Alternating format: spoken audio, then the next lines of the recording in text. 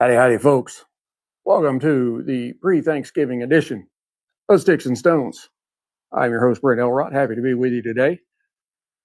Going live here on Rumble, YouTube, X. Basically got the entire World Wide Web. I don't even use that kind of language anymore. We got it all. I have an absolutely wonderful pairing coming up today. This is something I have not done in a while, and that is pair some Scotch. Been leaning heavily on the bourbons here of late, and I am not sure why I'm not coming up on there. It says I'm there, but I'm just seeing a black screen.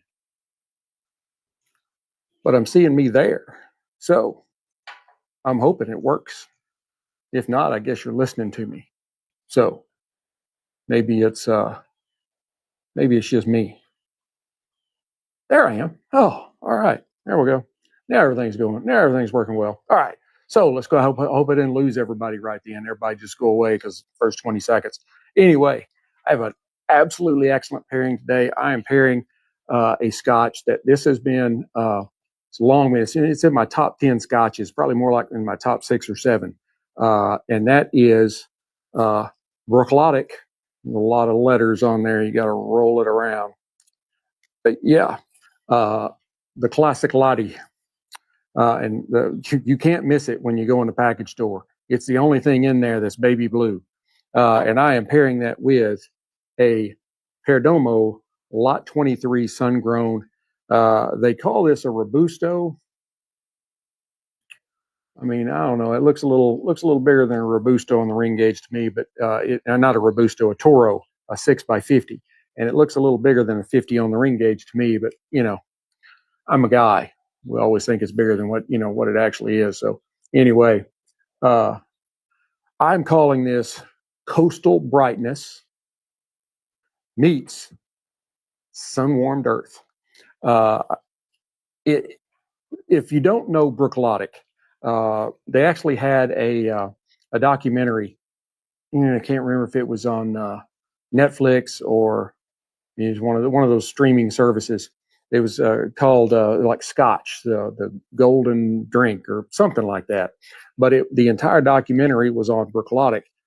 It was a defunct distillery in the Islay region, Scotch making region of Scotland. Islay is island on the southwest coast of Scotland, where Bruichladdich, among other Islay Scotch distillers, are. And they brought in this guy. He literally got a job in a Scotch distillery when he was 14 years old. He basically had retired in his 60s, and they brought him to Bruichladdich to resurrect that distillery. And it was his journey through bringing it back to greatness. And the classic Laddie was one of their first to win awards.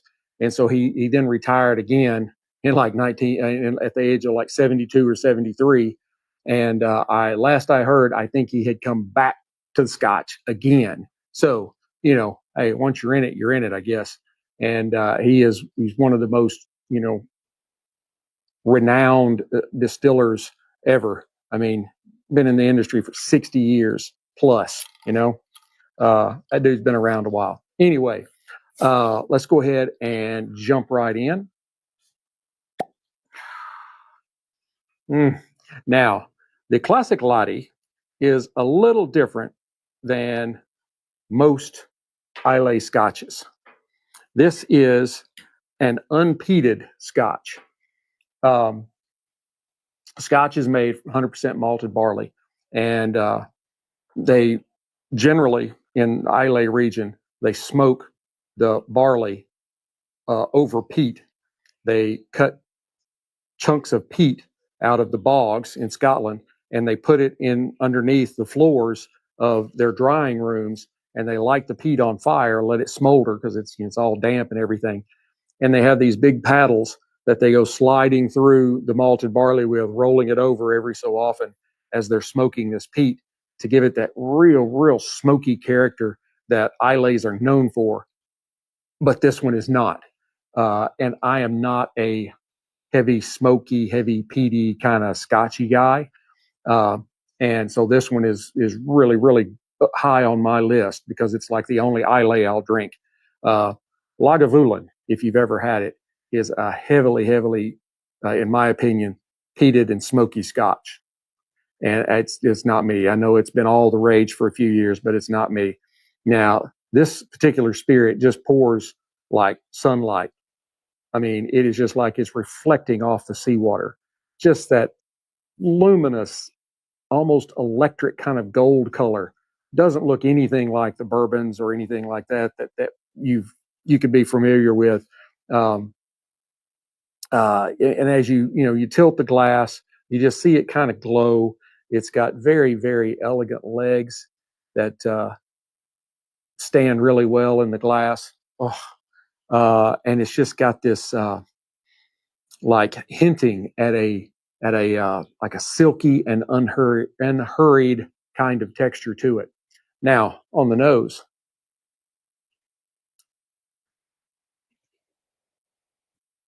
this nose is unmistakably Bruichladdich. It's got notes of wildflower, honey, uh, some lemon zest, maybe some candied oranges, a little bit of vanilla cream in there. It's got some really, sorry, I'm watching the Paul Feinbaum show. Uh, um, where was I at? I was at vanilla cream, sweet malt, and kind of warm barley. Oh, it's just and there's just a faint touch of salty sea breeze kind of drifting through it. No peat, just that beautiful coastal air from Scotland. Oh, it's bright, it's florally, it's confident without being loud. Oh, it is one of the best smelling scotches around, in my opinion. I mean, it is just wonderful, wonderful. Oh, and you would think, as much as I'm raving about it, that it would be number one on my list, but it's not. I need a bottle of this scotch because I've only got about that much left, and I'd really like to pair it again. Yeah, my number one is the Dalmore 12-year-old. Uh, that's my top of the heap right there. But Bruichladdich is right up in there in the running. I'm telling you. Now on the palate,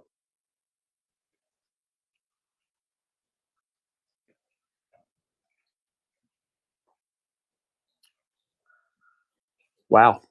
Uh, just as I'm letting that percolate on my taste buds, I see that LSU is finalizing a massive offer for Lane Kiffin. Boy, Ole Miss is going to be pissed if he takes that.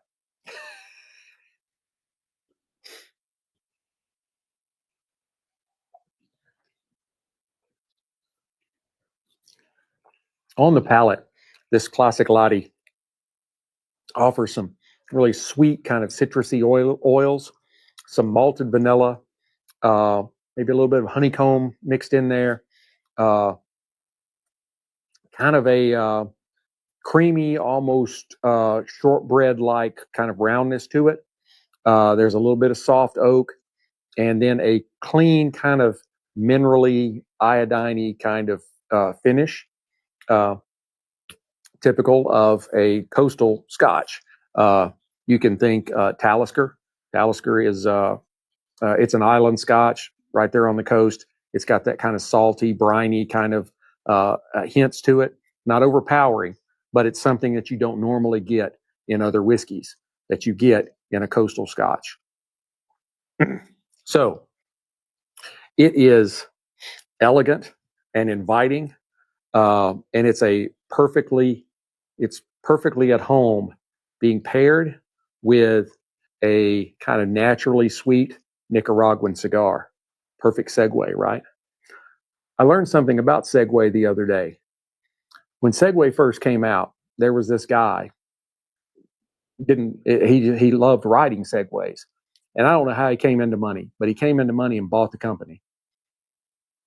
And then Segway hit it big, hundreds of millions of dollars a year in sales. And he lived in England, and he was out riding a Segway one day on this little road that he always rides on. And as he was approaching this guy walking his dog from the other direction, and so he stopped and he was going to motion the guy to come on through. So he started backed up on his Segway and kind of turned to get out of the way. Well, this road set on the edge of an embankment, and he backed that Segway off of an embankment, and it killed him.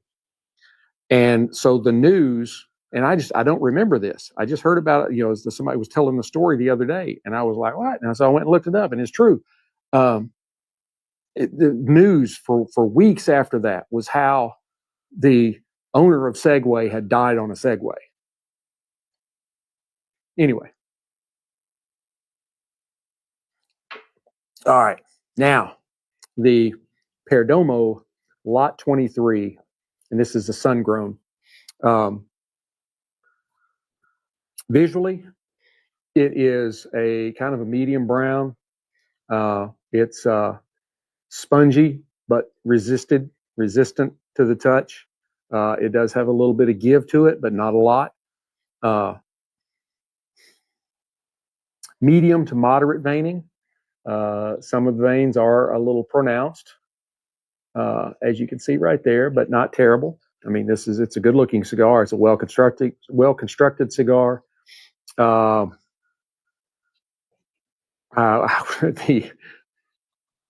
The seams on it are completely invisible. I don't even see any.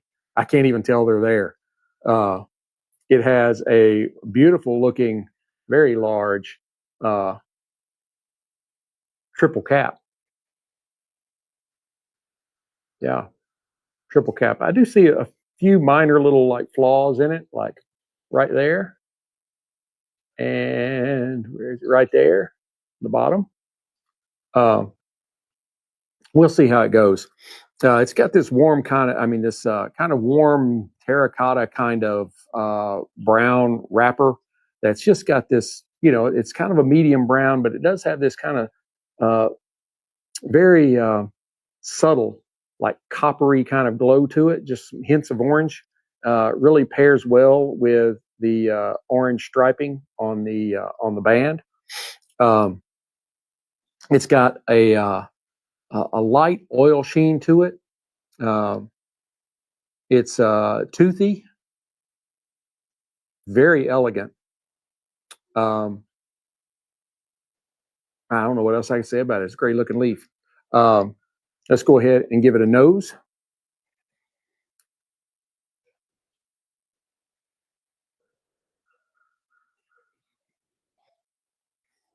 I get some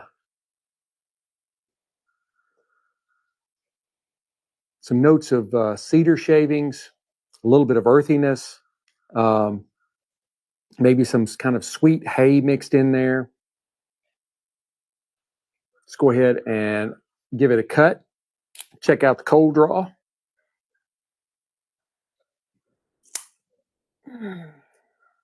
Beautiful cut using the my old Cigar cutter.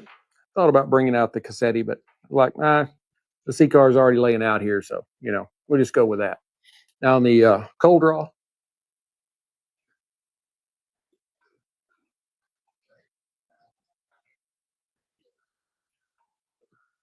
I get a little more earthiness. I get maybe a little sprinkle of cinnamon in there. Maybe some nuttiness along the lines of like peanuts or even just peanut shells.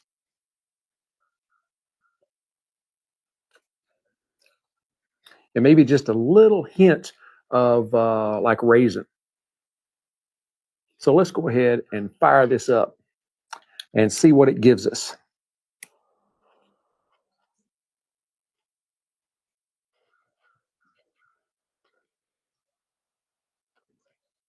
As I'm toasting the foot up, I make sure I'm kind of making the circles all around, try and get it lit evenly.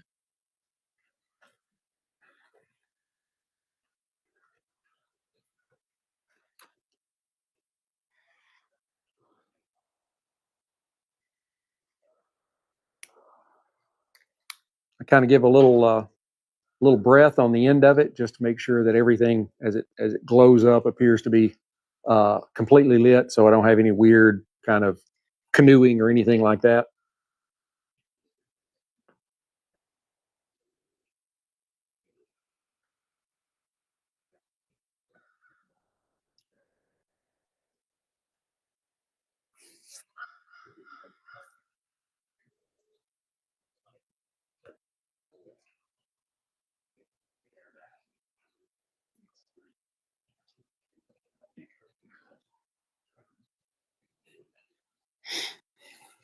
On the light, I get some nice notes of sweet cedar, some more roasted nuts, uh, maybe a little touch of black pepper in there, and then some nice like toasted grain notes.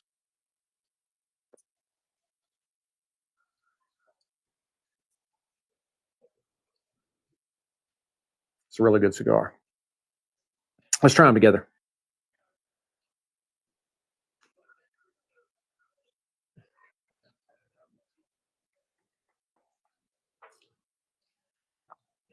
And as you notice, the cigar is putting off a really nice volume of smoke.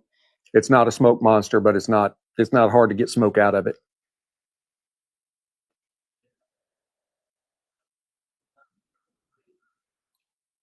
These have a really nice synergy together. As I swap hands here, I really need the cigar in my left hand and the drink in my right.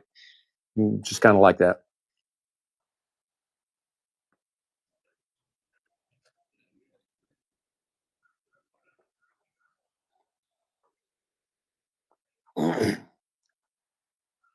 This is a really beautiful contrast right from the very beginning. The whiskey's kind of florally brightness cuts through the cedar warmth in the stick, while the cigar's nuttiness sort of teases out kind of the deeper layers of malt in the whiskey. I mean, they really do go very well together.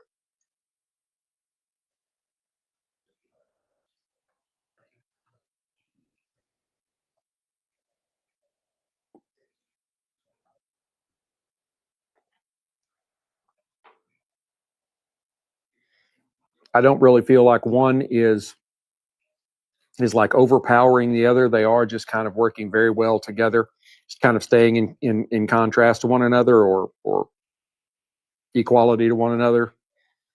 However you want to say that. Sometimes I'm not good with words, but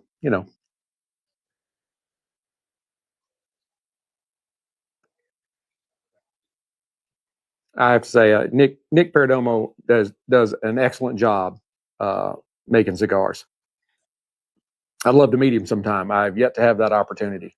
I really have yet to have that opportunity on any of the cigar makers. So if you happen to have contacts, I'd be happy to talk to somebody.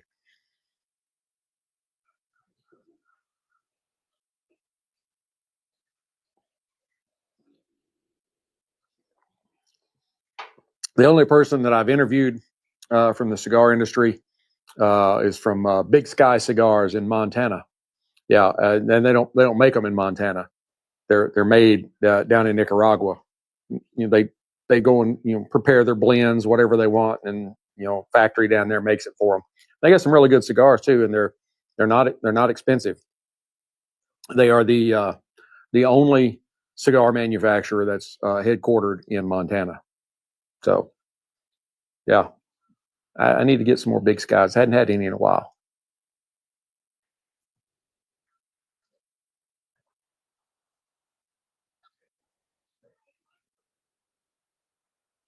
It's got a really really good burn line to it. No big humps or anything in it. Nice stacks of kind of whitish gray ash. I can never get the back and forth, up and down thing going. I can get the up and down, but the back and forth kind of messes me up. So yeah, it's a very well constructed cigar.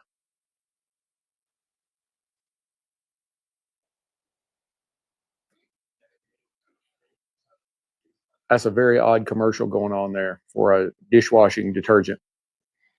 Uh, there were some ladies eating meatballs out of the pan. Kind of looked almost vampirish in the way they were enjoying this. And then there's a boy who has a clear glass plate with something on it, and he's licking it off the plate. Like, that's very strange.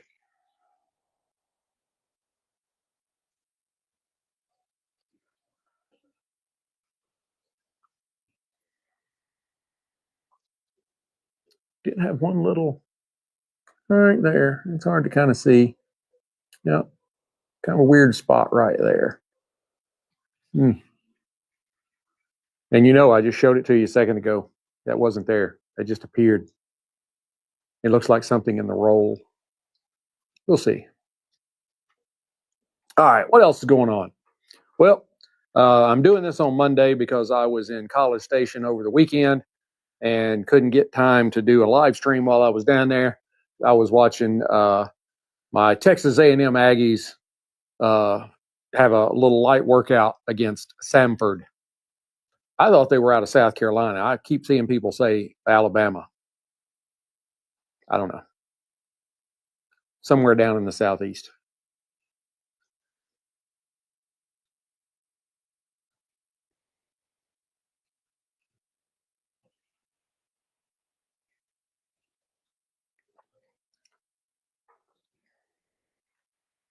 Hmm. Lane Kiffin's still trying to dance around and not commit without committing. You know,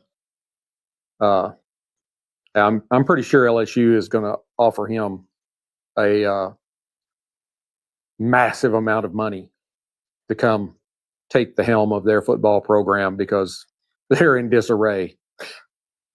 At this point, they may roll out Ed Orgeron again.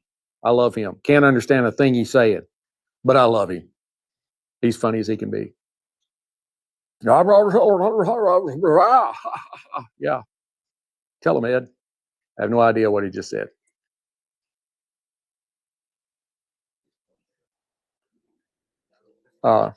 Anyway, down in took the two teen girls down to A&M. First time we've been down there in a couple of years because after COVID, it was just kind of hard to get things worked out to get down there. I love going down there at least once a year for a game. I already got reservations for next year because you have to make them a year in advance, or you ain't gonna get a place to stay unless you're staying at Motel 6.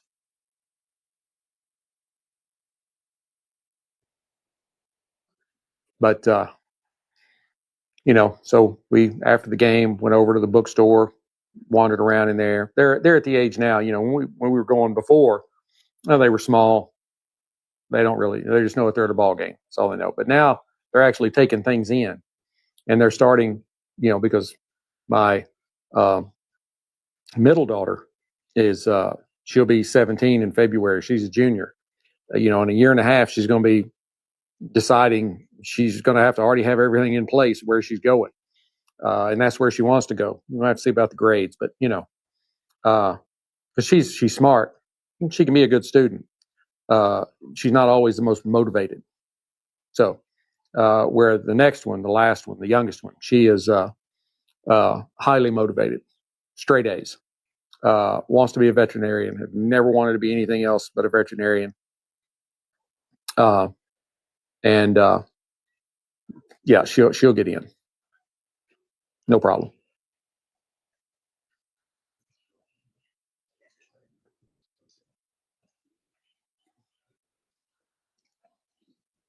But it's so great to go down. A lot of the other college, the other programs around the country, they're like, "Oh, those Aggies, that's a cult down there," and we're like, "Okay, yeah, you're saying that like it's a bad thing. I mean, we're perfectly happy with that." You go down. Being in College Station is just a different feeling. Everybody is like, "Howdy, how you doing?" Helpful, it's just a great place to be. I love it down there. And so now they're at the age now where they're like taking this all in, and they're like, yeah, they've never wanted to go anywhere but A&M. I did. My oldest daughter went to A&M. I did one of my graduate programs at A&M. They're just going to go to A&M. That's what you do. You're A&M, generation after generation. And but now they're actually comprehending what's going on around them, and they love it. I mean, there was 106,000 people there on Saturday, and all the students stand up the entire time, from the first kickoff to the final gun, because it's the home of the 12th man. E. Gill, forgot his last name. Damn it. Anyway, it's back in the 1920s. he had played football, but had moved to playing basketball. And he was up in the stands, the football game. They only had like 11 players. So they played offense, defense the whole time, or maybe they had a little more than that. Anyway, they'd had some injuries. And they were using their last man. And so the coach looked around and saw Gil up in the stands, and he motioned him down, and he's like, suit up. So that's what he did. He went and he put football uniform on, and he never did need him, but he stood there on the sidelines waiting just in case he was needed, the 12th man. So now all the students stand the entire game just in case they're needed to come down and put on the uniform.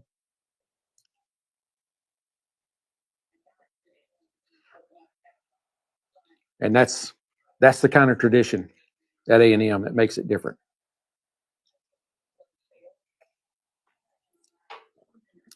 Anyway, it's I think it's been a great year for us. We're 11-0.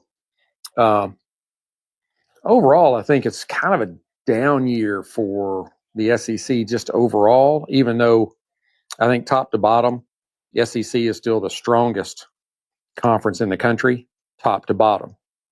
You have conferences that may have 3 or 4, even 5, like really strong teams, and then the bottom of the conference, it's terrible.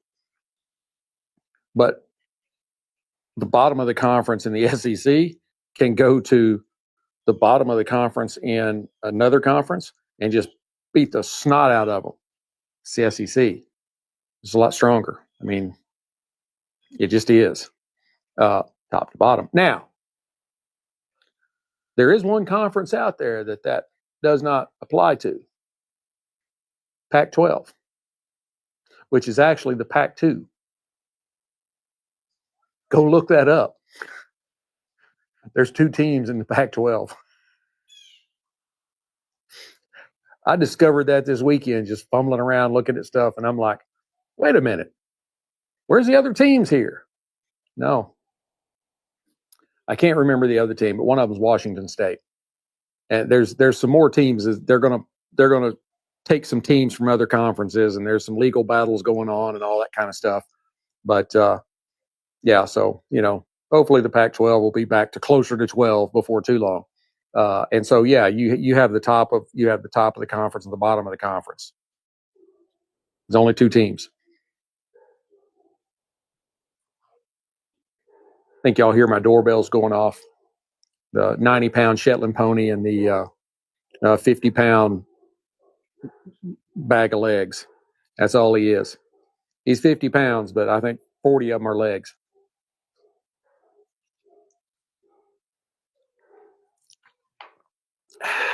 Hopefully they're delivering my book. I have a new book published. Has nothing to do with spirits or cigars, though. Maybe I need to write one about that. It's a book about Thomas Jefferson. Thomas Jackson, Stonewall Jackson. Could write one on Thomas Jefferson, I guess. So, hey, if you want the book, go buy it. It's written more as like for middle school, high school. I mean, it's not like that. It's like 100 pages. Hits a lot of the highlights. Tells you some things that is not really taught in most of the history books. I mean, I find it pretty entertaining. Comes in Kindle, paperback, and hardback. You can get it in hardback.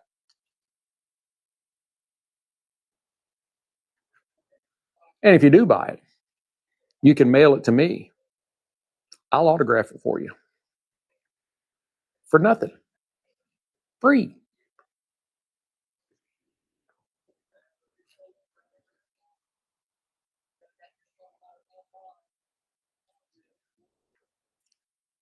Some of you, if you're watching for the first time or whatever, may wonder about the whole smoke in the glass thing. Doesn't mean anything. I do it. I don't see anybody else that does it. So it kind of makes me unique, I guess. The way I see it, If I'm taking a draw and then I'm taking a sip, if I take the draw, expel the smoke, and then take a sip, a couple of seconds has expired, right? But if I'm holding the smoke in my mouth, it is permeating my taste buds, letting me taste all of the different flavors. And then as I'm pulling the glass up to take a sip, I'm blowing the smoke into the glass. Just as the spirit touches my tongue, I now have the smallest possible time between the smoke and the spirit and those flavors melding together. I find it pretty cool. But remote control, that dude, I know y'all probably can't hear it, but that dude, old school from Biloxi, Mississippi, is being very loud. It's a call-in show. I don't know, he's either talking about Lane Kiffin or he's talking about how A&M sucks. That's pretty much what it doesn't matter what else could be the thing. Lane Kiffin leaving Mississippi, but the other thing is going to be that Texas A&M sucks. But if we suck so bad, why aren't we 11-0?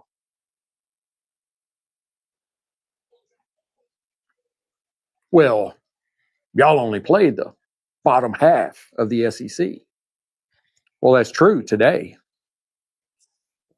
We did play Notre Dame. They're not in the SEC, but they were ranked number 8 at the time. We did play LSU. They were 20th at the time. They started at like number 6, and they had moved up to number 3. Then they played Ole Miss, and kind of the wheels started coming off. And by the time we played them, they were 20th. And we played them, and they fired their coach because we just embarrassed them. Sorry, LSU fan, but that's true.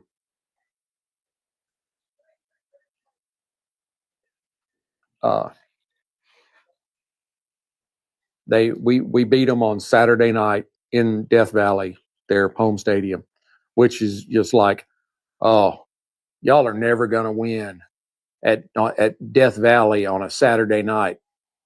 Oh, we did more than win. I think we actually let them score a touchdown with just like a few minutes left in the fourth quarter, and we still won by like 25.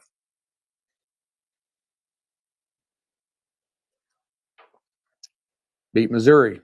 They were still in the top 25. May not be today. I have to look and see because I think Vanderbilt beat them. I was doing a lot of traveling. We were going out to eat and going to the game and doing all this kind of stuff. I really didn't get to keep up much with what ended up happening around the SEC over the weekend. But all I know is we won.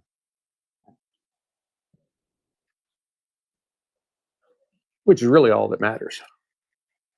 As I see one of the littles roaming around in the background. That's what we call the teenagers. Because we've got 38, 30, 16, 15. So we got the bigs and we got the littles. We figured out how that stuff works. So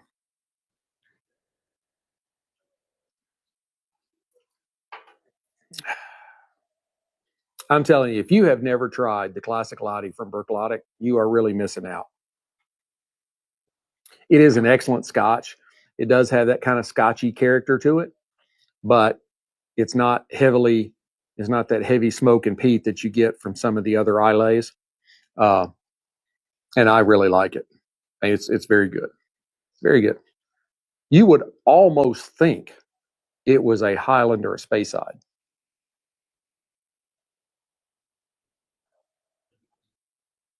But anyway, back to football. Because I have to have something to make up all this time while I'm trying to get to the halfway mark or the mid-third, whatever you want to call it.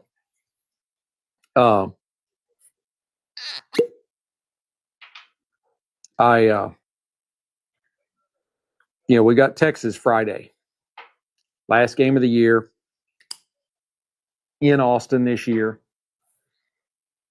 Could be our only trip up all year long. Because I'm realistic. Texas fans say they're going to beat the snot out of us. Aggie fans says they're going to beat the snot out of them. I'm an Aggie fan, but I'm realistic. It's a 50-50 chance. It just is. And I would say that if they were playing at College Station too. I mean, Texas, they started number one, and then they fell all the way down. They almost fell out of the top 25 if they didn't fall out. They got close to like down in like 20. But they've been springing back, and that's and that's the hallmark of a team that can win. If they can have all these problems in the first part of the game or the first part of the season, and then they come back. The same with A&M, where we were down at South Carolina, 30 to 31, 30 to nothing, 30 to 3. I think it was 30 to 3. And we ended up winning 31-30. We came back. We were resilient. But the regular fan, like regular Texas fan, they will say, well, you shouldn't have been down by 27 points. Well, maybe we shouldn't have. But shoulda, coulda, we won. So, and it's the same with them. They had a bad first part of the year, but they're really coming on. And I'm giving them their due, hoping that our elite level defense can go ahead and take care of business.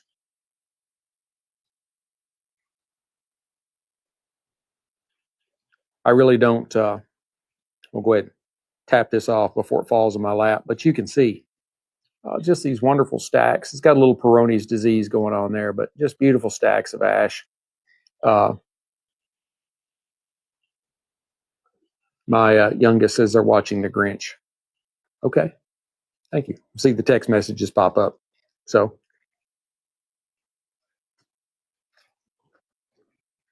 the person that hearted, that liked the show, thank you. All half a dozen or whatever it is, all of you, hit the like button.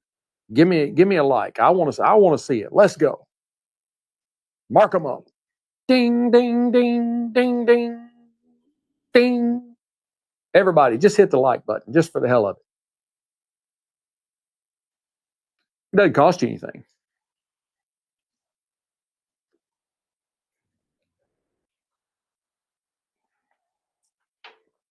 I'm happy to see we got a half a dozen people watching. I'm very happy. Thank you. It's a Monday. There's a lot of people having to work. I took off. So, and I figured since I wasn't able to live stream over the weekend, I can do it on Monday. And I knew I wouldn't have as many people watching, but I still want to because it stays. You can go watch it later. So I'll be posting it. Hey, for all those that couldn't watch it because you were at work, here it is again. Go watch it. Oh, Dr. Pepper Zero Sugar.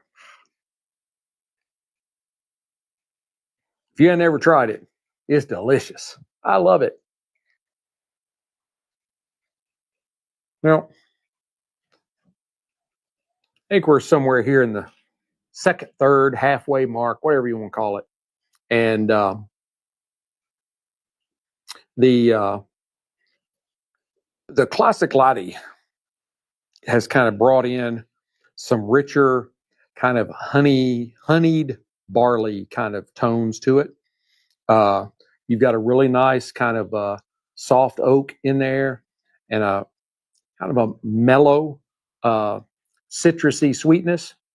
The Lot 23 Perdomo, it has kind of shifted to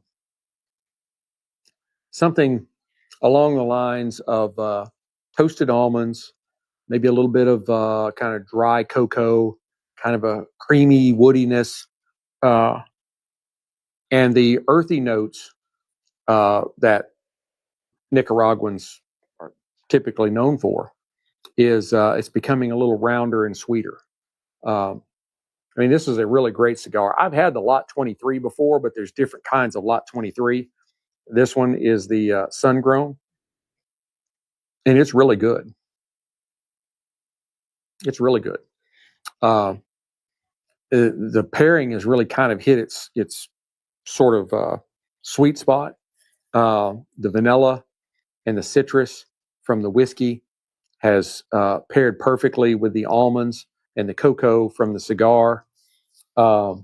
creating something kind of like a orange zested biscotti dipped in malted cream.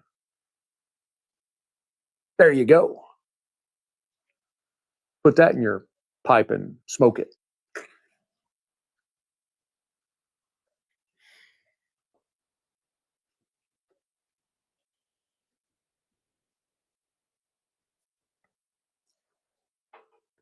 And honestly, the balance is just perfect.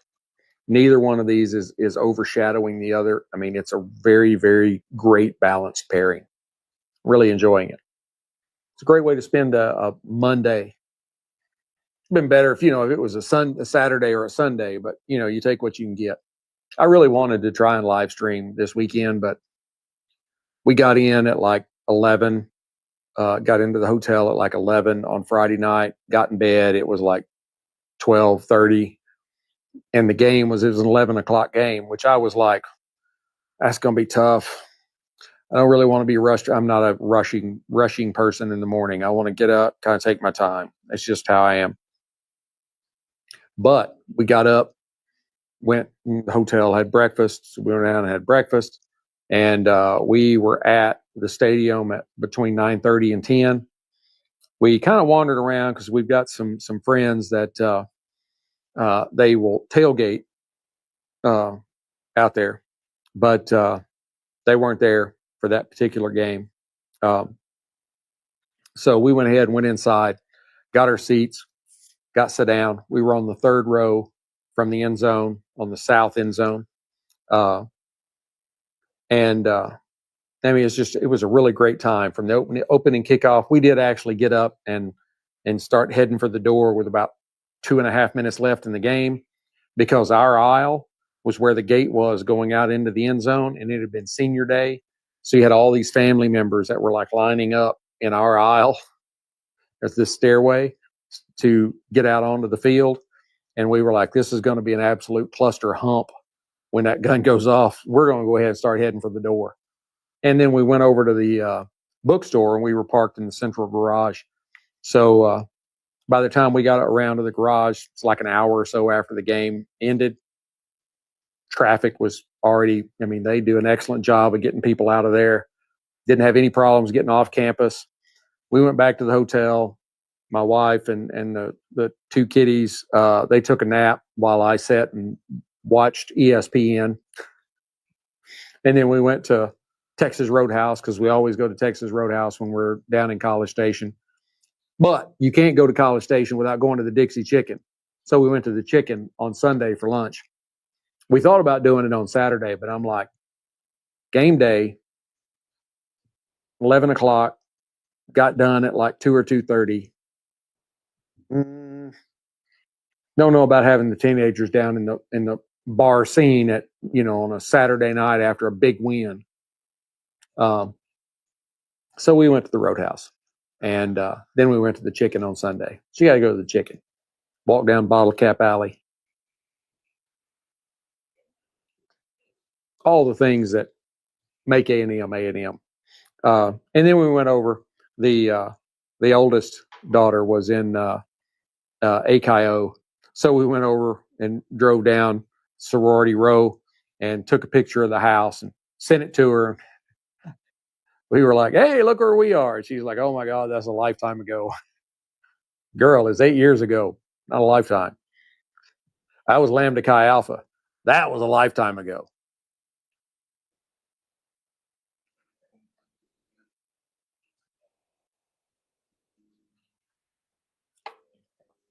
But it was a great game. I loved being back in College Station again for the first time in a while. Already got I've made the reservations while we were down there for next year. And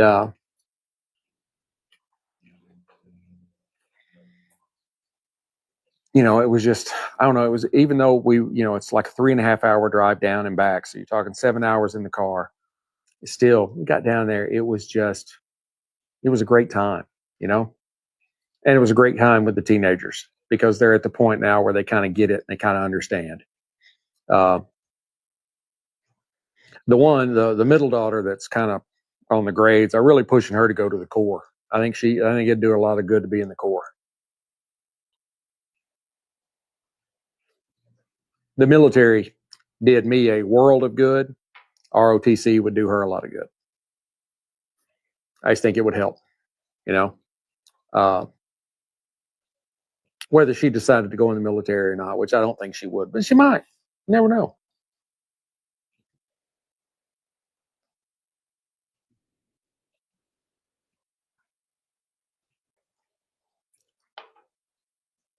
The largest ROTC program in the country, 1,600 people are in the Corps. Up until the 1960s, A&M was a all-male, basically military school, agricultural mechanical school.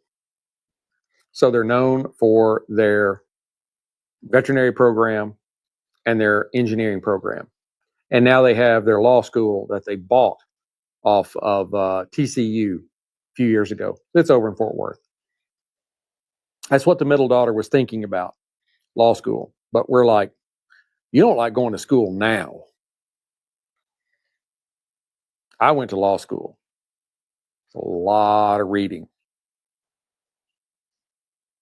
And we're not talking about, Ernest Hemingway, something like that. We're talking like boring ass reading. And I can say it was. I graduated.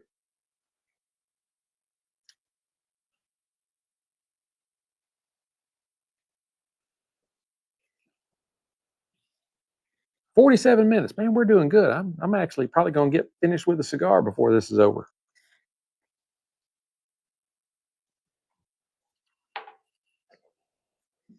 And I know I'm kind of wandering back and forth on the A&M thing, but we got the Texas game this weekend on Friday, 6:30. I have to actually be. I'm off until after Thanksgiving, and then I'll be back. I'm in the office on Friday. But I will. I'll probably do some.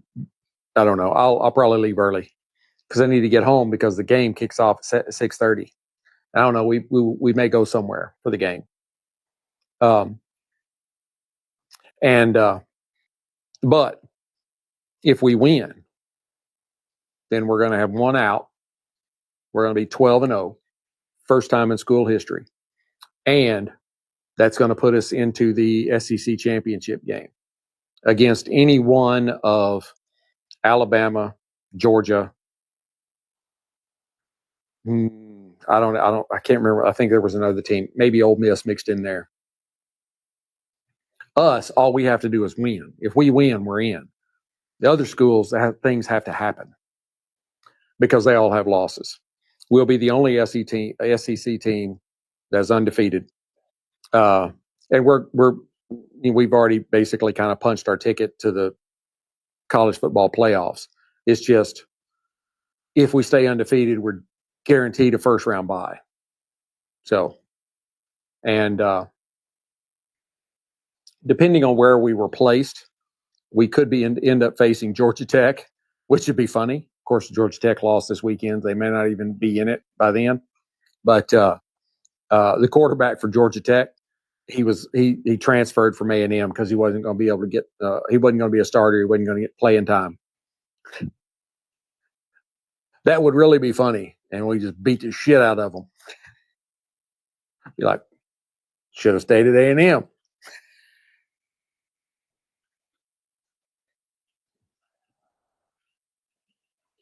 I am not predicting any of that yet. I have found don't predict stuff because I'm not good at it.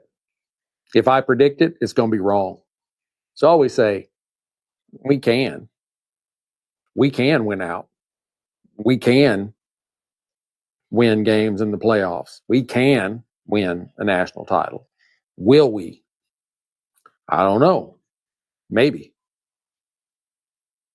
College football is hard to predict because they're 20-something kids, some of them even teenagers.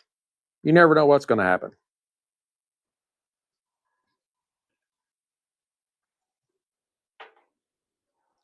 but I've got to where I watch a whole lot more college football than I do pro. I used to be a pro guy because I lived in Memphis for a lot of years, and University of Memphis was not a good program.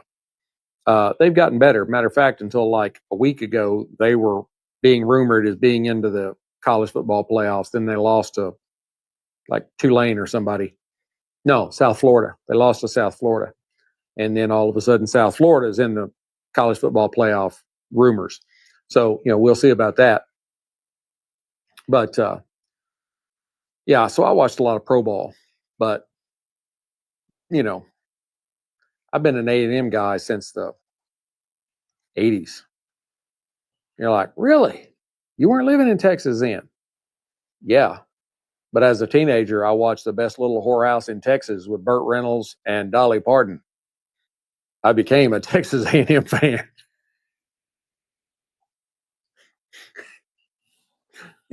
Whatever drives you to a school. But that was a wonderful movie. I loved it. Hey, and we're getting more folks on. And I guess people are starting to take off early because it's Thanksgiving week here in the U.S. If any of you are not in the U.S. So we'll kind of go back over as we're starting to get down, and we've only got about 8 or 9 minutes left before I have to cut this off.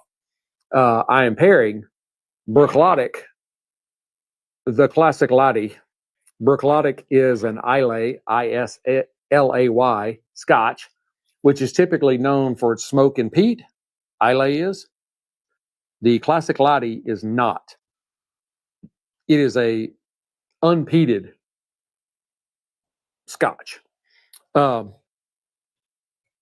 But it has some wonderful, wonderful notes in it of like kind of citrus oils and malted barley, a little bit of honey, some kind of creamy, almost shortbready kind of notes to it. It is a beautiful, beautiful spirit in the glass that's got great legs to it. You really love it.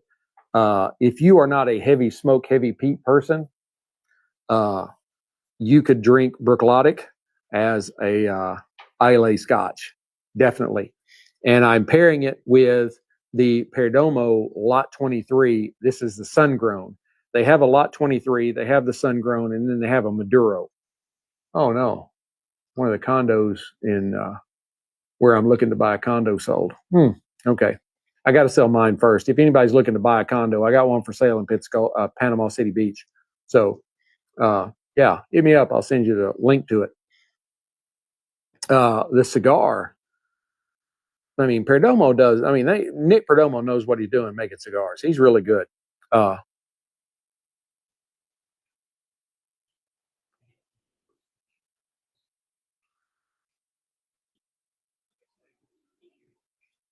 Sorry, what is Alabama? They were making. I don't know what kind of.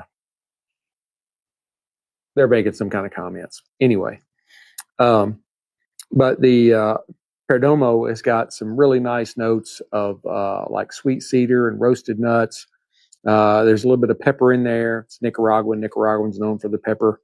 A little bit of toasted grain.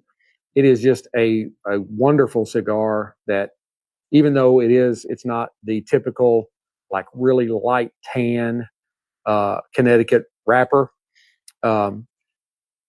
with Nicaraguan filler and binder, it is easy to smoke. So if you are fairly new to cigars, you've been smoking Connecticut's, the light shade ones, kind of the tan color wrappers, you're looking to maybe get a little darker, this is very well could be the cigar that's your next step. I always say start with training wheels on and work up, because if you try to smoke a cigar that's got a really dark wrapper on it and you're not ready for it, not going to be a good day for you. And together, the vanilla and the citrus from the spirit has really just worked very well with the nuttiness. And as we got into the cigar, the kind of cocoa sweetness. And it has really, really been a great time for those of you that have been here the entire time. So if you haven't, you need to go back and watch the whole thing.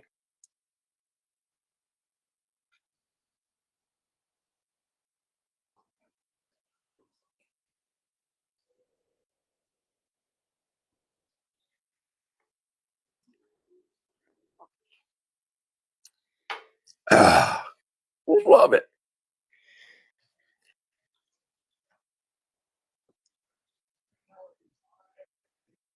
Got another little right there. It's kind of reading some of the reviews on some of the different online cigar dealers, vendors, Cigars International, like that. And there had been some that said they had some, some construction problems.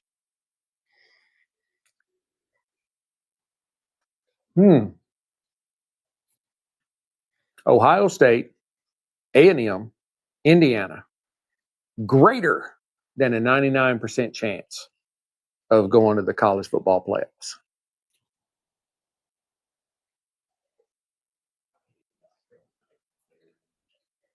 Now I guess we've got Ohio State, Michigan coming up.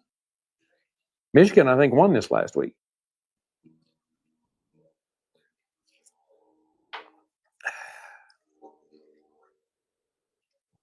It's a really, really great cigar.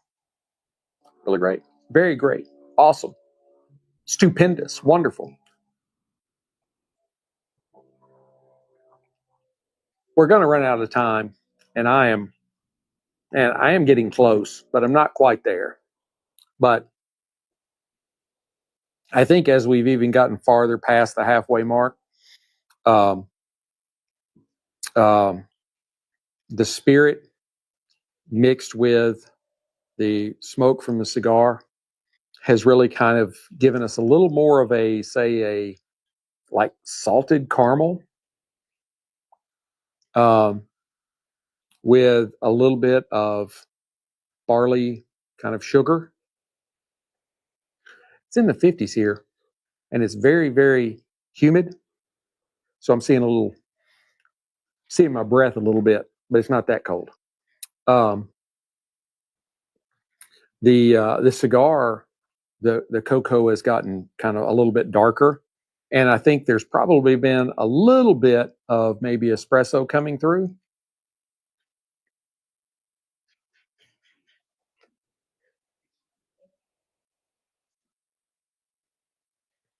With a little bit stronger earthiness, and some little bits, some more hints of pepper, like black pepper. The whiskey has really done a very good job of kind of smoothing out the cigar's earth and cocoa, while the cigar adds structure and just a touch of spice to the whiskey sweetness. I mean, the puffs and the sips are just, they're long and warm and complex. It's been a wonderful dance back and forth.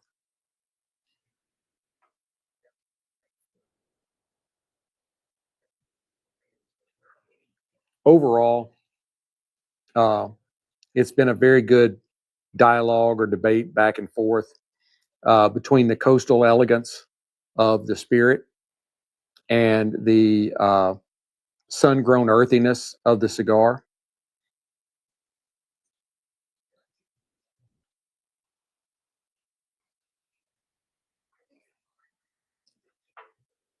The Lot 23 offers warmth, nuts, cedar, cocoa, kind of a natural grounded sweetness, while the Laddie brings in honey and citrus, and it's just been a wonderful dance back and forth. Together, they create a session that I think is really harmonious. I mean, it really is. It's very harmonious, balanced, and deeply relaxing. I'm very relaxed right now. And I think on a day like today, you'd enjoy it very much. I really do. I'm going to go ahead and cut it off now because we just topped over an hour. So I hope you've enjoyed this episode as much as I've enjoyed bringing it to you. Please hit like, subscribe, share, notify, tell all your friends, loved ones, everybody. Crazy ass dude talks about all kinds of crap while he's smoking a cigar and drinking some sort of spirit. And you might like it. You'd find it entertaining. Be sure to go on my social media, especially on X. You can find links to my and Instagram, I think. Links to the Sticks-n-Stonez store on Amazon, where you can pick you up a really great Sticks-n-Stonez t-shirt. The biggest selling one is the Here Am I, Send Me on the back. It's got a desert camo soldier, his M4 at the ready, helmet, goggles, bandana, and it's got above him, and the Lord said, "Whom shall I send, and who shall go for us?" And then underneath it, it says, "Here am I, Lord, send me." Until we get to be together again, keep your sticks dry, your stones cold. Have a great day.